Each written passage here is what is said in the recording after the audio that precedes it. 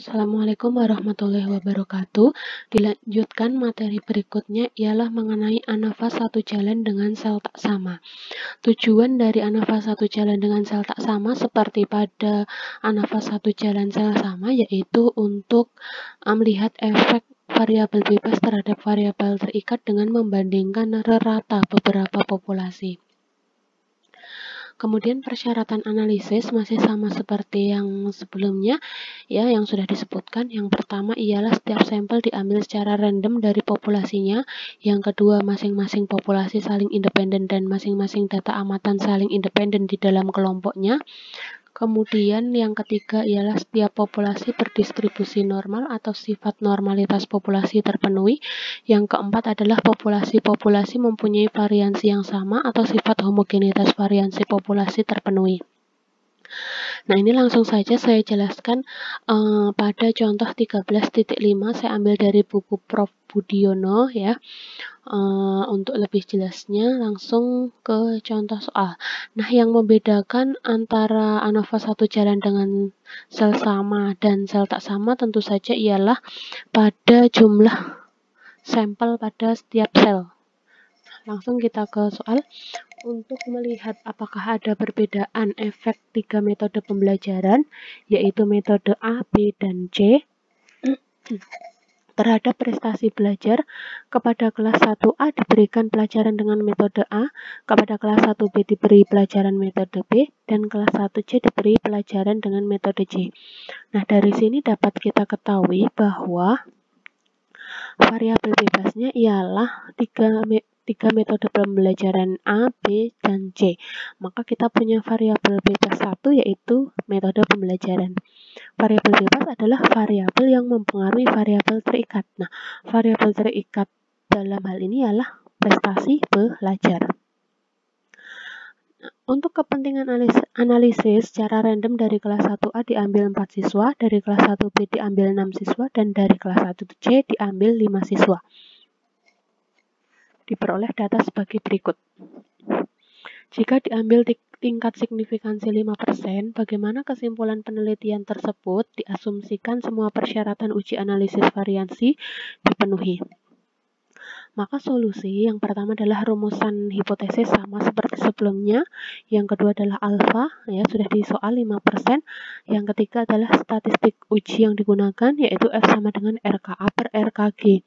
Kemudian komputasi, ya pada komputasi untuk memudahkan kita buat ke dalam tabel komputasi analisis variansi. Nah, kita letakkan di sini, maka kita lihat bahwa setiap selnya ini N-nya adalah berbeda jumlahnya. Nah, pada tabel penolong ini, baris berikutnya Anda tambahkan NJ, TJ, dan seterusnya sampai SSJ. NJ ialah jumlah sampel dalam tiap sel. Maka di sini 4, 6, jumlahnya di sini ada 5. Maka N besar kita peroleh 4 tambah 6 tambah 5, yaitu 15. TJ diperoleh dari 4 tambah 7 tambah 6 tambah 6, yaitu 23. Dan seterusnya sama, maka G besar kita peroleh 23 tambah 21 tambah 36, yaitu 80. X bar J, yaitu rata-rata, maka diperoleh dari 23 per 4, yaitu 5,75, dan seterusnya. Maka X bar diperoleh dari jumlah total seluruhnya yaitu 80 dibagi dengan 15, maka diperoleh 5,33. Sigma XJ kuadrat diperoleh dari 137, ya ini diperoleh dari 4 kuadrat plus 7 kuadrat plus 6 kuadrat plus 6 kuadrat sama dengan 137. Selanjutnya sama, 5 kuadrat plus 1 kuadrat tambah 3 kuadrat tambah 5 kuadrat tambah 4 kuadrat tambah 3 kuadrat. Maka hasilnya adalah 85. Maka kalau ditotalkan dari ketiga metode diperoleh sigma XJ kuadratnya ialah 492. Kemudian T kuadrat per N diperoleh dari 23 kuadrat dibagi 4, maka 132,25, dan seterusnya. Maka sigma T kuadrat per N ialah 464,95. SSJ diperoleh dari sigma XJ kuadrat per sigma XY kuadrat min T kuadrat per N. Nah, maka 137 dikurangi 132,25, maka diperoleh 4,75. Menyesuaikan, ini juga menyesuaikan, maka sigma SSC diperoleh 27,05. Nah, dalam perhitungan ini silahkan Anda buat ke dalam perhitungan di bawah ini, yaitu diberi simbol 1, 2, dan 3. Maka diperoleh G kuadrat per N ya, sama dengan sekian. Yang kedua adalah kita sigma XIJ kuadrat untuk I, J ya, 492 kita ambil dari tabel. Yang ketiga adalah sigma TJ kuadrat per NJ untuk J ya, kita peroleh 464,95. Nah, pada slide selanjutnya ini sudah saya tampilkan rumus lengkapnya ya, yang harus Anda ketahui rumus perhitungannya.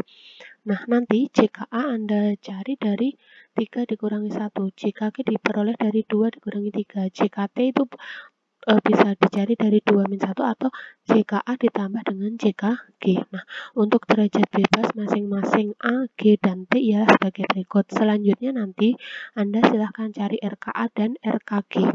Setelah RKA dan RKG diperoleh, maka F observasi selanjutnya adalah RKA per RKG.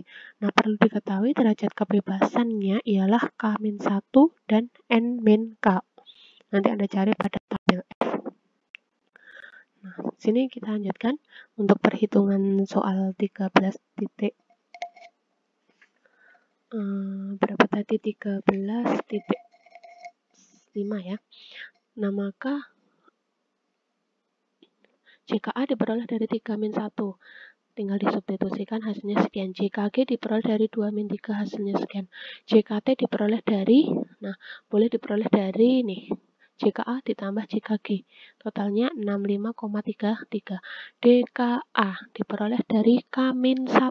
K ialah banyaknya variabel bebas tadi, kelompok variabel bebas tadi berapa? Oh, ada metode A, metode B, metode C. Berarti kita punya 3 kelompok, maka 3 dikurangi 1 yaitu 2.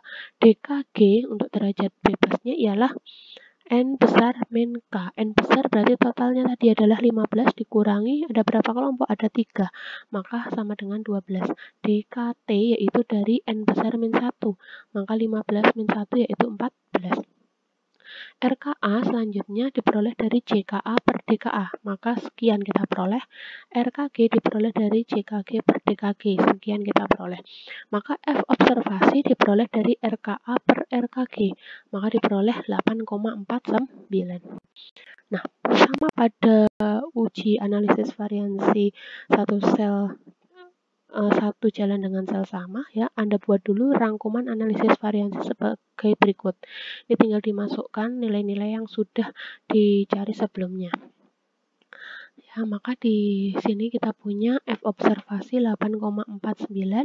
Nah, ini F alfa atau F tabel ini yang belum dicari. Nah, diperoleh 3,89 dari mana? Nah, dari alfa kita punya 0,05, kemudian derajat bebasnya kita punya V1-nya 2, V2-nya adalah 12, maka 0,05 ya. Kita cari pada tabel.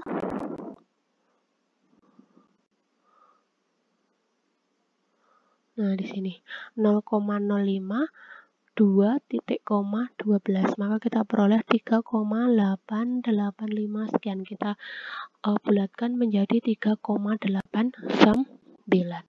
Itu adalah nilai tabelnya. Maka nanti Anda silahkan gambarkan kurvanya untuk uji F ya. Maka kalau kita gambarkan nilai tabel itu ialah F tabel itu 3,89, sedangkan F observasi ialah 8,49, maka F observasi ada di kanan dari 3,89. Artinya F observasi ada di daerah kritis atau daerah penolakan H0. Nah, dari sini nanti Anda dapat langsung simpul keputusan ujinya dapat Anda peroleh, yaitu karena F observasi anggota daerah kritis, maka H0 ditolak. Ketika H0 ditolak, maka kita akan menerima H1.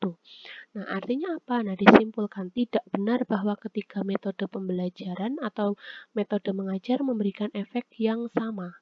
Atau Anda sebutkan metode mengajar berpengaruh terhadap prestasi belajar. Jadi H0 ditolak, kita akan menerima H1.